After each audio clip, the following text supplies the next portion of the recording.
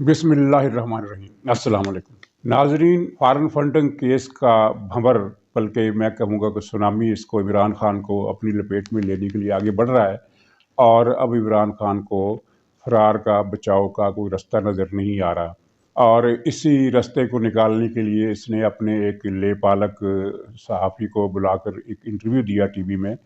जिसमें ये ख़ास तौर पर फरमाइशी सवाल करवा के ये जवाब दिया गया कि आर्मी चीफ को मज़ीद तोसी देने का अभी कोई फ़ैसला नहीं किया। यानी तोसी पर गौर हो रहा है, अभी फ़ैसला नहीं किया, अभी गौर करने का वक्त नहीं आया। मतलब ये है कि ये मामला एजेंडे पर है, हालांकि एजेंडे पर नहीं था। ये एजेंडे पर अब आया जब ये फॉरेन फंडिंग केस जो है अपने फैसले कुन मराहल की तरफ बढ़ रहा है। और हर रोज़ कोई ना कोई खबर ऐसी आ रही है जो इमरान खान को नंगा कर रही है, इसके करप्ट और बदनवाज चेहरे को मज़ीद उरियां कर रही है और इसके पोल खोल रही है। ये दो खबरें आपने पढ़ ली होंगी, मैं उनका जिक्र करूंगा। तो ये इस पस मंज़र में इसने ये यानी एक पत्ता फेंका है अपनी तरफ से कि मैं आपको तुस्सी दे दूंगा। और पार्टी के अंदर इस पर गौर भी हुआ है और अक्सरियत ने राय दी है कि तोसी दे दी जाए तो वो हमें अगला इलेक्शन भी जितवा देंगे और हम अगले 5 साल भी हमारे पक्के। ये आमकों की जन्नत में रहने का एक और नमूना आपके सामने है। और ये एक ऐसे शेख चिल्ली का ख्वाब है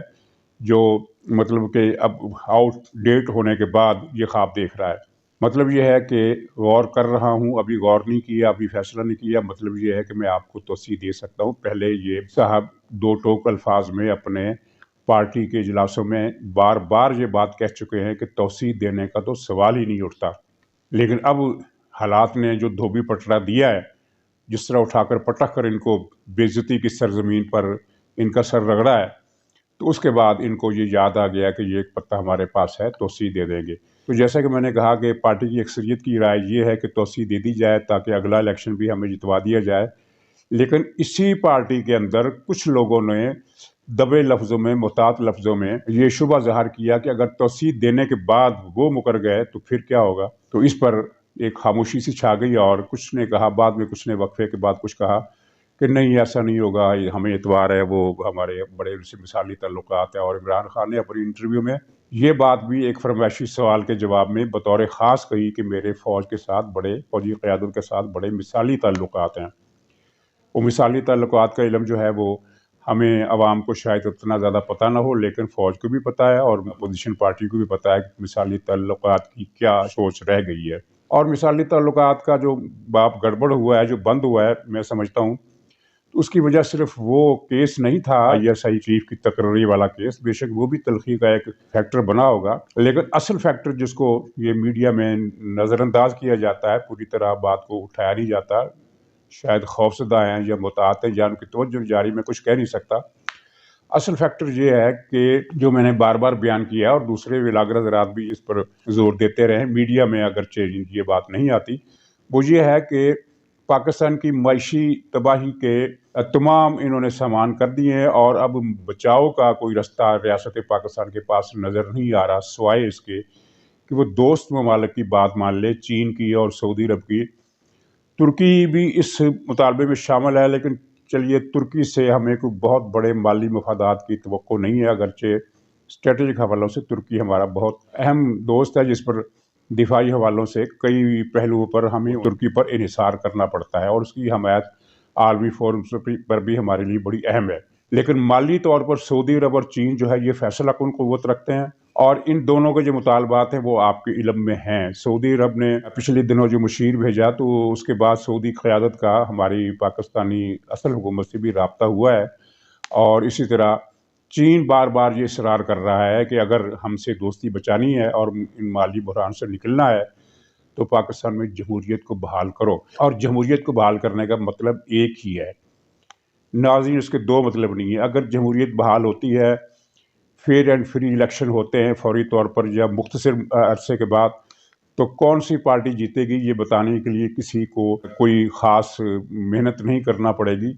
तमाम सर्वे, और ये मैं आपको एक दिलचस्प इतला दूं कि अब सर्वे महीने की बुनियाद पर हो रहे हैं, हर महीने सर्वे हो रहा है। इदारों को दिलचस्पी है, तजस्सुस है या परेशानी है, तो सर्वे हो रहे हैं और हर सर्वे में बताया जाता है कि इमरान खान तो माशाल्लाह -0 पर है और नवाज शरीफ की मकबूलियत जो है वो हर सर्वे में कुछ परसेंटेज के हिसाब से 0.5% کے حساب سے یا 1% کے حساب سے یا پوائنٹ کی سطح سے نیچے، یعنی ایک گریجولی مقبولیت بڑھ رہی ہے، اور وہ اس بات کے لیے کافی ہے کہ وہ 2/3 اکثریت لے جائیں۔ اور جیسے کہ میں نے پہلے بھی کیا تھا، تازہ سرویز میں یہ رپورٹ آئی ہے وہ یہ ہے کہ پنجاب تو سارے کا سارا مسلم لیگ کو ووٹ دے گا، اور دوسرے صوبوں میں بھی اتنی سیٹیں ان کو کم سے کم گنتی بھی کی جائے تو اتنی سیٹیں مل جائیں گی کہ ان کی 2/3 اکثریت ہو جائے گی، اور یہ جمہوریت کی بحالی کا اس کے علاوہ فی الحال کوئی اور مقصد، کوئی اور مطلب نہیں ہے۔ ہاں، اگر 5 سال بعد جمہوریت بحال ہوتی ہے تو کچھ نہیں کہا جا سکتا کہ اس وقت پارٹی پوزیشن کیا ہوگی، لیکن اس وقت اگر الیکشن ہوتے ہیں، اور یہ چین اور سعودی عرب کا جو مطالبہ ہے، اچھا یہ بھی ایک لطیفہ ہے اپنی جگہ کہ نہ چین میں جمہوریت ہے نہ سعودی عرب میں جمہوریت ہے، لیکن دونوں ملک پاکستان میں جمہوریت کی بحالی کا مطالبہ کر رہے ہیں۔ اس کو اسباب کہہ لیجیے یا ستم ظریفی کہہ لیجیے، میں اس کو اسباب خدا بندی میں شمار کرتا ہوں کہ پاکستان میں جمہوریت کی بحالی کا مطالبہ کہاں سے ہو رہا ہے، پاس بام مل گئے کعبے والا معاملہ چل رہا ہے۔ اصل ایشو جو ہے، جو عمران خان کے گلے لپٹ گیا ہے باقی تمام بحرانوں سے، یہ نکل گیا کیونکہ اس کے سر پر ظاہر فوج کا ہاتھ تھا، اور شیخ رشید تو اب بھی کہتا ہے کہ ہاتھ ہے، اب بھی ہاتھ ہے، وہ بار بار اسے کہتا ہے، فواد چودھری بھی کہتا ہے۔ تو وہ جو پرسوں پریس کانفرنس کی تھی ISPR نے، تو اس میں کسی صحافی کو یہ سوال کرنا چاہیے تھا کہ اگر فوج سیاست سے الگ ہے، اور آپ کو یہ بات بالکل درست ہے کہ فوج کو سیاست میں نہیں گھسیٹنا چاہیے، تو یہ شیخ رشید کو کس نے اجازت دی ہے کہ وہ یہ کہے کہ فوج ہمارے ساتھ ہے، فوج اپوزیشن کے ساتھ نہیں ہے، فوج کا ہاتھ ہمارے سر پر ہے اور ہم ایک پیج پر ہے اور مثالی تعلقات ہیں اور سب یہ چیزیں، یعنی فوج کو سیاست میں گھسیٹنے کی باتیں تو یہ خود سرکاری ارکان کر رہے ہیں۔ اور ناظرین، یہ پہلا موقع نہیں ہے، کچھ ہی ہفتے پہلے جب یہ عمران حکومت نے بہت سارے بل پاس کرائے تھے تو بہت سارے لوگوں کو فون گئے تھے کہ بھئی آپ نے عمران خان کی پارٹی کی فیور میں ووٹ دینا ہے۔ یہ فون کہاں سے آئے تھے یہ سب کو پتہ ہے، لیکن یہ اطلاع کس نے بریک کی تھی؟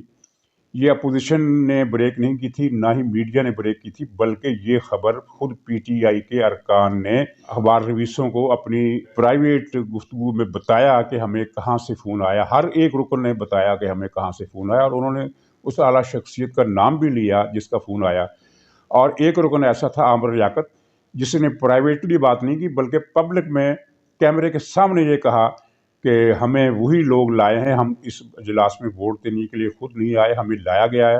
اور وہی لوگ لائے ہیں جو اس نظام ہستی کو چلا رہے ہیں۔ تو اس کے بعد یہ کہنا کہ فوج کو سیاست میں نہ گھسیٹا جائے، تو اس کا مخاطب اپوزیشن نہیں سرکاری ارکان بنتے ہیں کہ سرکاری ارکان کو یہ کہا جائے کہ تم ہمیں سیاست میں مت گھسیٹو،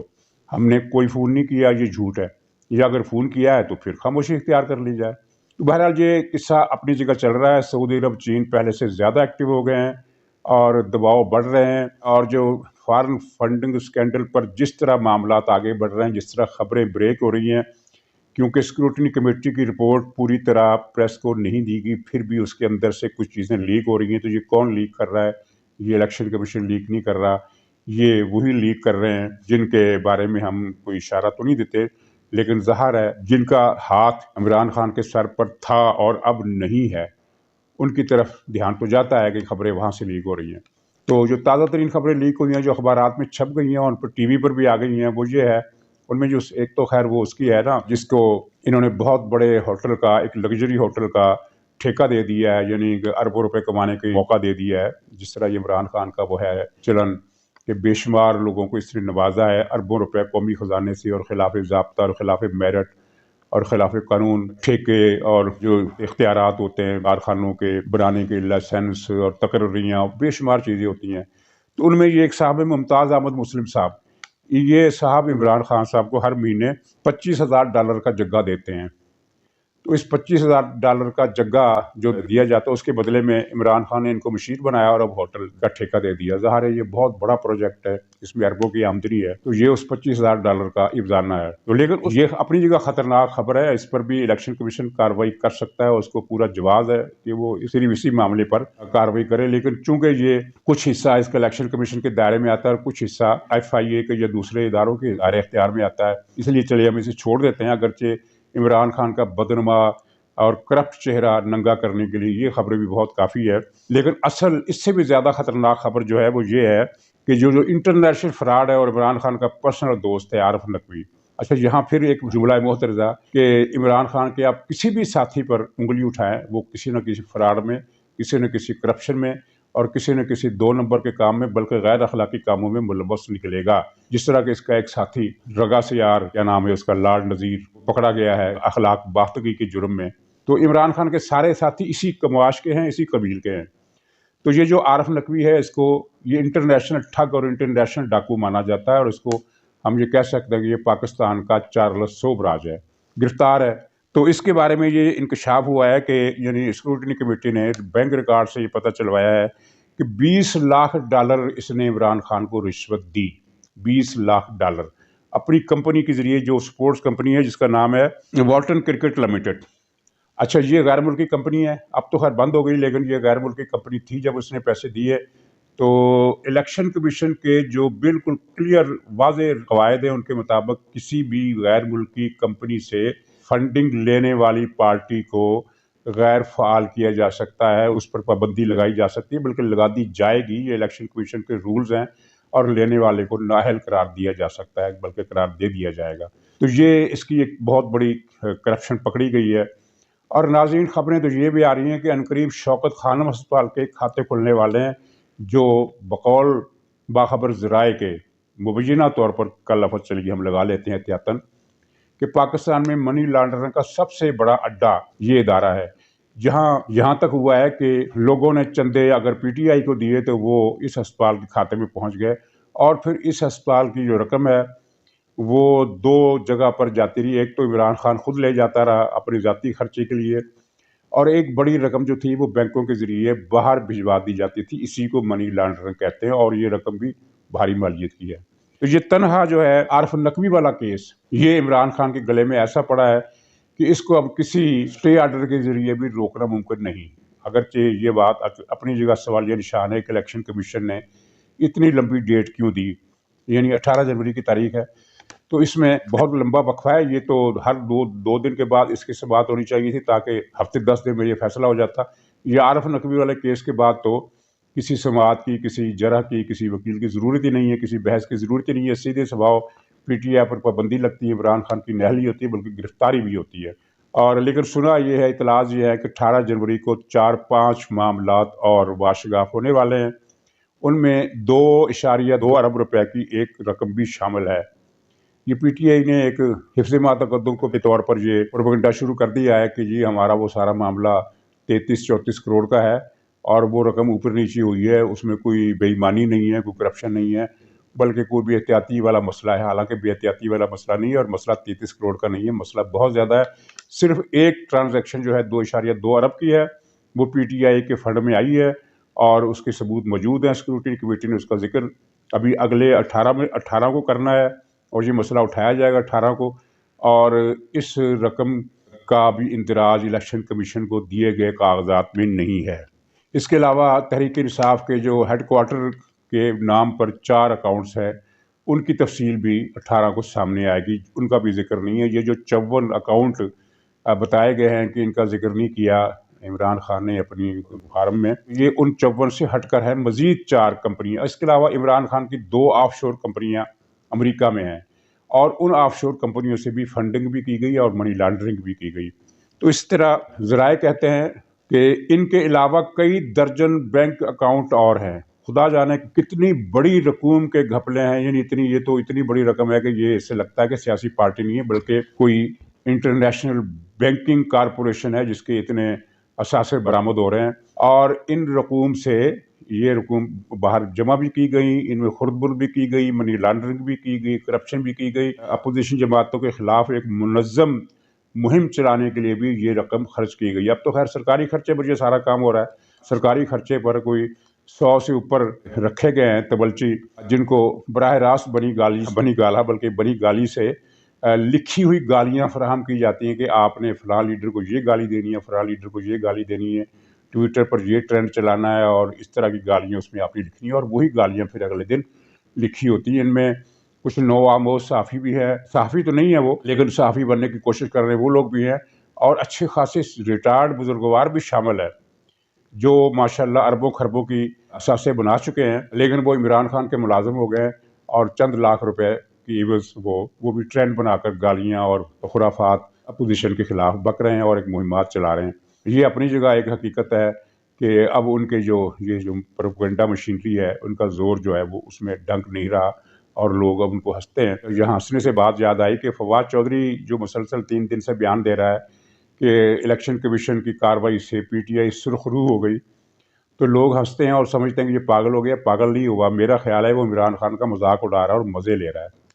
تو بہرحال فواد چودھری کو مزید ابھی مزے لینے کا وقت آ گیا ہے اور ابھی بہت سارے یہ مزے لے گا۔ اس کے بعد اس کا کیا بنتا ہے وہ کہا جا سکتا ہے کہ اس کے لیے پیپلز پارٹی میں بھی جگہ نکل آئے گی، ایسا کوئی مسئلہ نہیں ہے اس کے لیے، وہ پیپلز پارٹی میں جا کر پھر عمران خان کے راز کھولا کرے گا۔ اور ہر روز جو زبان اس وقت وہ اپوزیشن جماعتوں کے خلاف استعمال کر رہا ہے وہی زبان عمران خان کے خلاف استعمال کیا کرے گا کہ وہ ایسا تھا اور ایسا تھا۔ تو یہ جو فواد چودھری بیان دے رہا ہے کہ سرخرو کیا، تو یہ پی ٹی آئی کا مذاق اڑا رہا ہے، عمران خان کا مذاق اڑا رہا ہے اور اس کے مزے لے رہا ہے۔ تو مزے لینے کی عادت بھی ہوتی ہے، یہ تو فواد چودھری تو مزہ لے رہا ہے نا، عمران خان کے مزہ چکھنے کے دن آ گئے ہیں اور وہ مزہ اب بہت جلدی چکھے گا۔ دیکھیے سعودی عرب اور چین کی جو مشترکہ کوششیں ہیں ان کے نتیجے میں ہماری اسٹیبلشمنٹ کیا فیصلہ کرتی ہے، کیونکہ فیصلہ کرنے کے لیے اب زیادہ ٹائم نہیں رہا اور حالات کا گرداب جو ہے وہ خودکار طریقے سے گویا عمران خان کے گھیرا تنگ کر رہا ہے اور اس کے فرار کے سارے راستے مسدود ہو چکے ہیں۔ تو ناظرین اسی پر اجازت دیجیے، انشاءاللہ کل پھر ملاقات ہوگی۔ خدا حافظ۔